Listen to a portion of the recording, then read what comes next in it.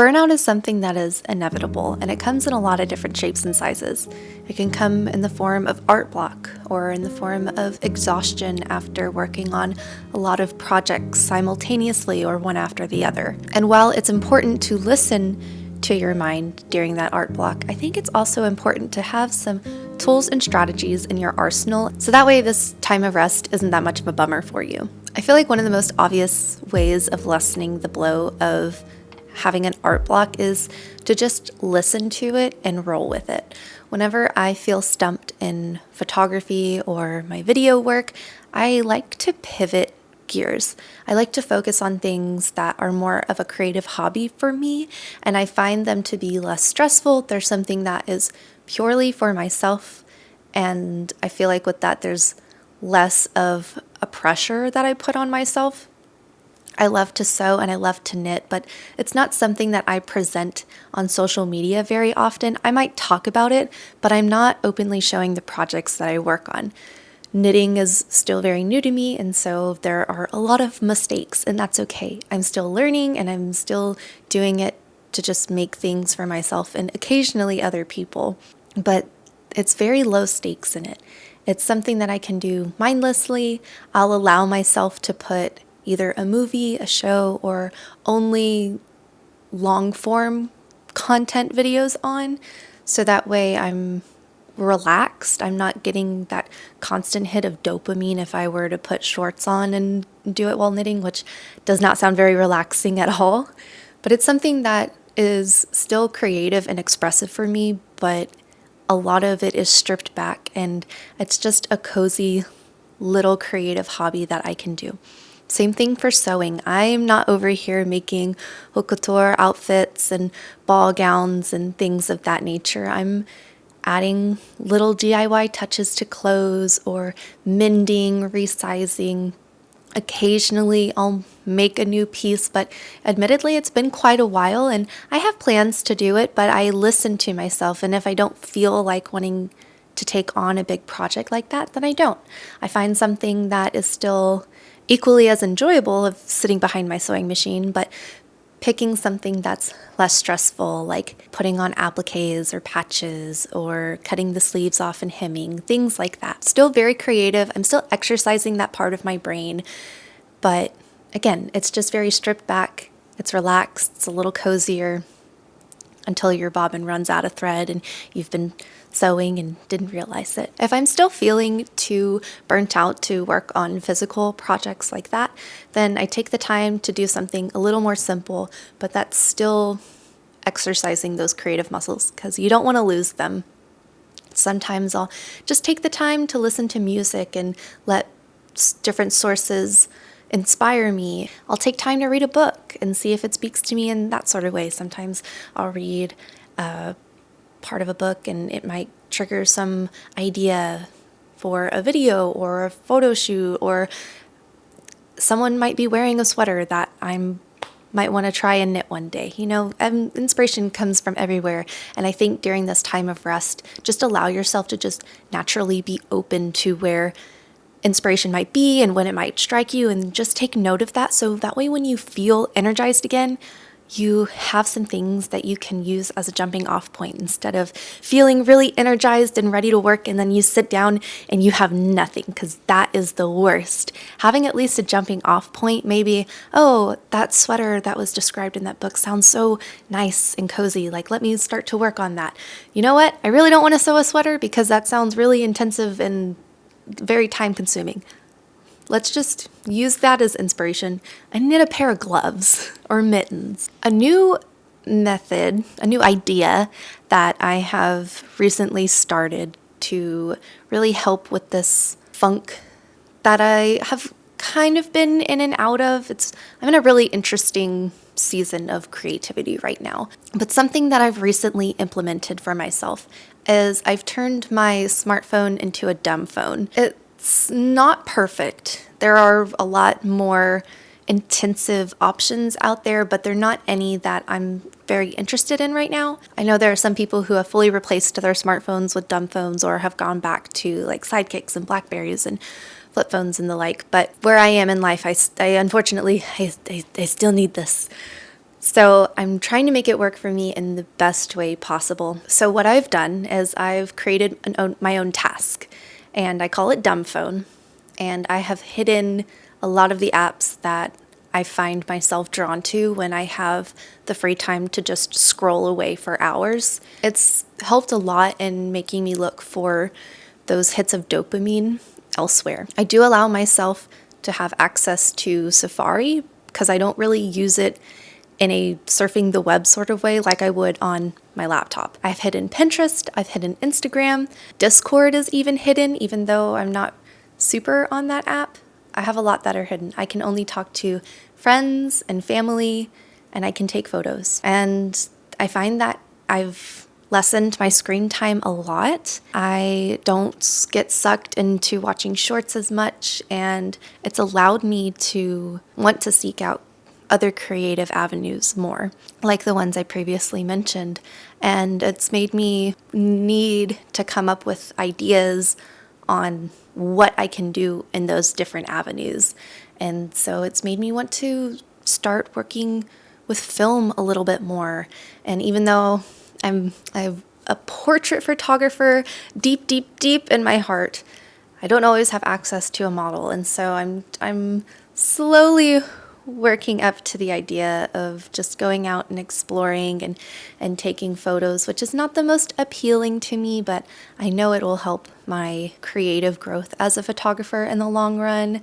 But that's something that is now open to me, and I've been working a lot more in my fiber arts because it's starting to get a little cooler outside. We're hitting the 70, 80 degree days. It's still hitting 90, but we're getting there. So the more I knit, the more ready I will be once we're getting into the 50s and the 60s. So I'll be ready for winter. But it's felt very healing for my brain to not just scroll on Instagram. I don't have TikTok or anything like that, and I'll sometimes watch YouTube shorts, but my big battle has been with Instagram and just scrolling away as the feed gives me more. And I used to snooze it, and eventually I just stopped because I liked that the algorithm was showing me more artists, and it sucked me in.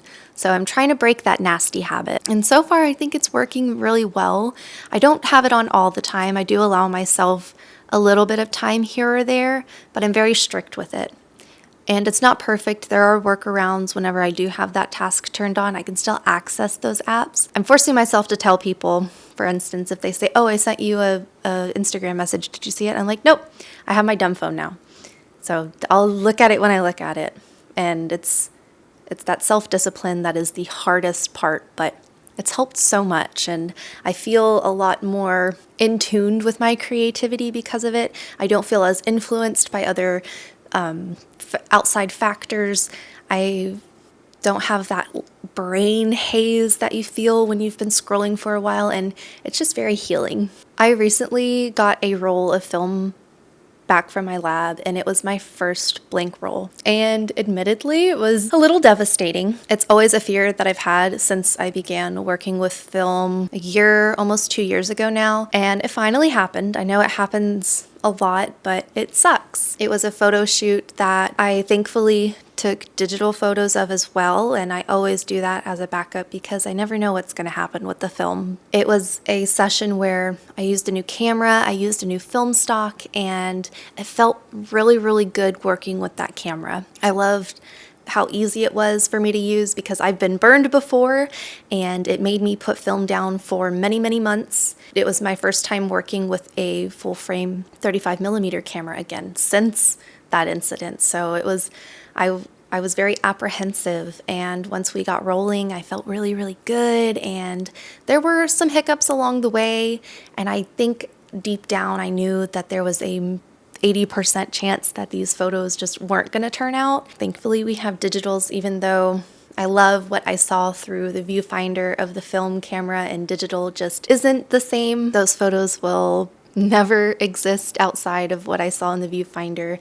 And it's heartbreaking as an artist that I was able to see something and have it almost become real.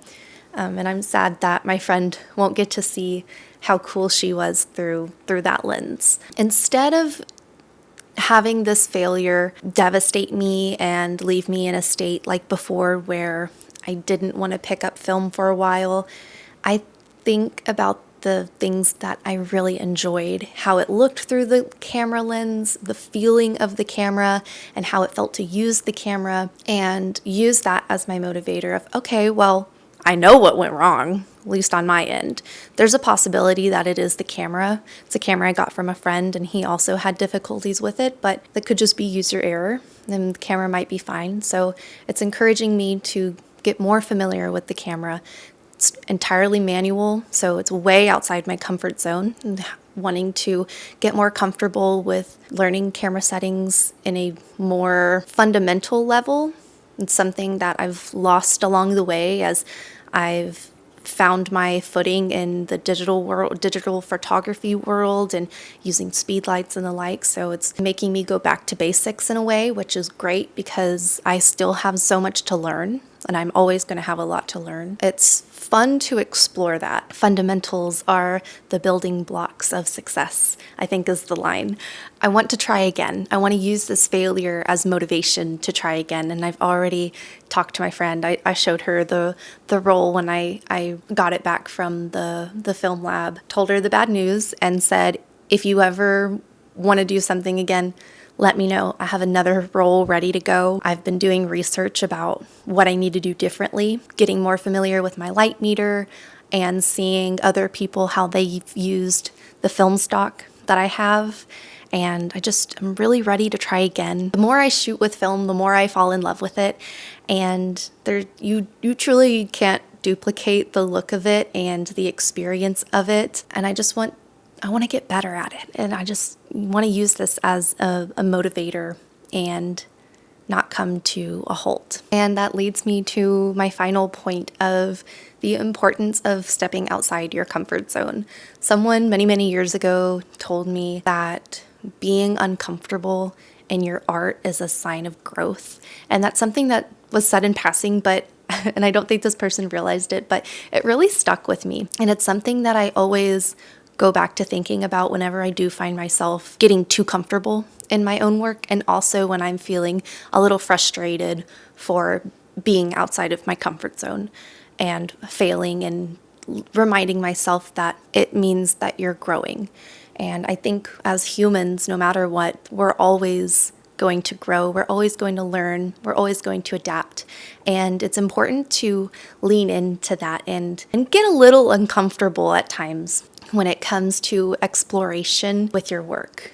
It's gonna be bad sometimes, but I don't think we should be afraid of making bad art, because you're not going to make great art unless you're experimenting, and not every experiment is going to go well. So for the past few times that I've worked on bigger personal projects, I've made it a point to get a little comfortable in the unfamiliar, whether it be using lenses that I don't typically use, whether it be lighting situations that I don't use. If I'm feeling really comfortable in shooting in natural light or certain speed light configurations, then it's time to switch it up. It's time to experiment a little bit. If I'm feeling a little too comfortable shooting in studio, it's time to go outside and shoot on location, play around with that.